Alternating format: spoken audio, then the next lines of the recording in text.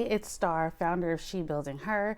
I'm a financial strategist, and upon this crazy stock market situation that's going on with AMC and Gamestop and BlackBerry, it seemed like a really appropriate time to drop on your timeline and talk about risk, okay? Risk management, aka how much money you can afford to lose.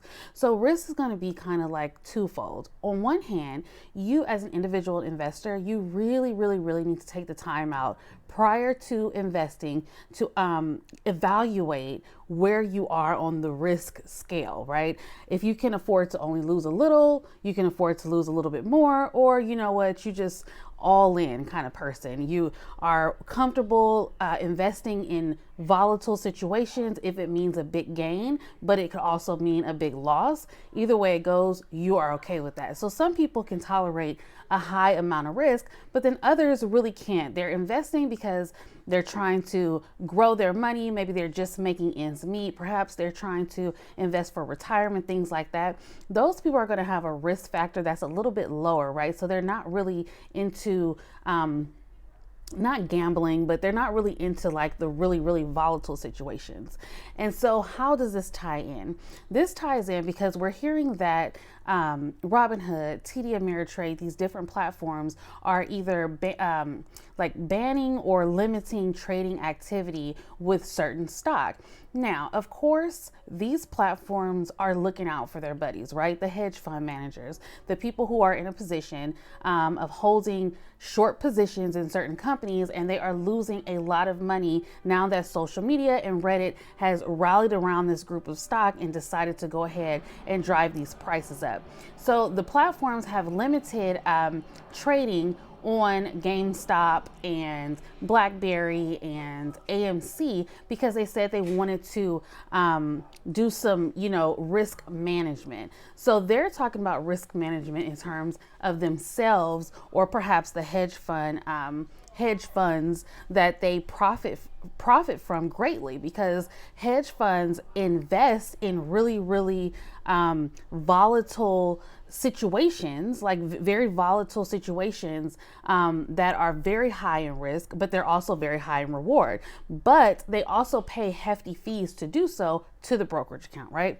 So the platforms, the brokers are saying, hey, we're limiting trading. You cannot purchase these shares anymore. You can only sell what you have off, right? You can sell them off, but you can't purchase them anymore. Is it fair? No, it is not. Is it legal? That's questionable, but it's not hard to understand or hard to see their position and why they're doing it. Now, what's going to be the legal, ramifications after? None of us know, because we don't really see phenomenons like this happen very often. It really is a testament to the power of the people, so to say. It is a testament to the power of social media, and that really the investment game has completely changed at this point. It has, you get to they have gotten to a point where Wall Street and the investment community and the financial community, they're kind of like too comfortable, right? They're too comfortable. It's been a certain demographic in this elite club of investors for a long time, but now you have things like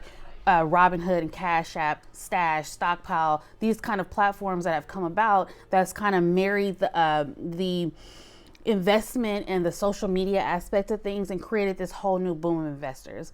And so it really is a testament to the power of that and how when so many are gathered together, right, you can make things happen. And so that's kind of what happened. But I just wanted to go ahead and say, we're not surprised that, these platforms would limit us. It is not fair, but we probably have kind of a long history of things unfair happening to us. So I can totally see, where they're coming from it. They're trying to mitigate their risk, and, they are trying to kind of mitigate your risk as well, because you could get into a situation if you don't know when to sell the stock off that you might lose, because there will be a downturn, right? GameStop went up like 2,000%, but then dropped an additional like 40 to 100% in one day. So it is a volatile situation. And so it could be on both sides, both sides of the field. I can see where it's coming from.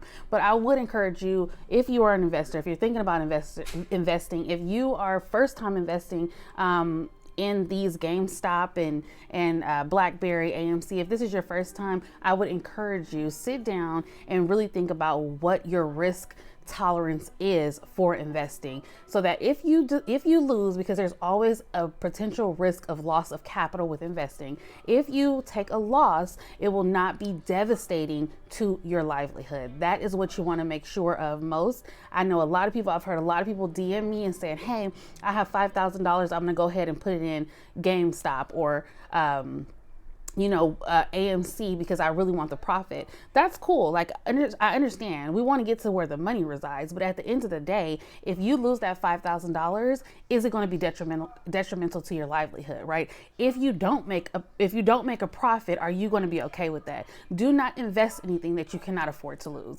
That's how I always look at it. So, again, my name is Star. I have a class coming up next week, February 3rd. If you'd like to join me, talking about, the beginning steps of investing, is at the link in my bio, or it's connected to this video. So if you'd like to join me, I'll see you soon.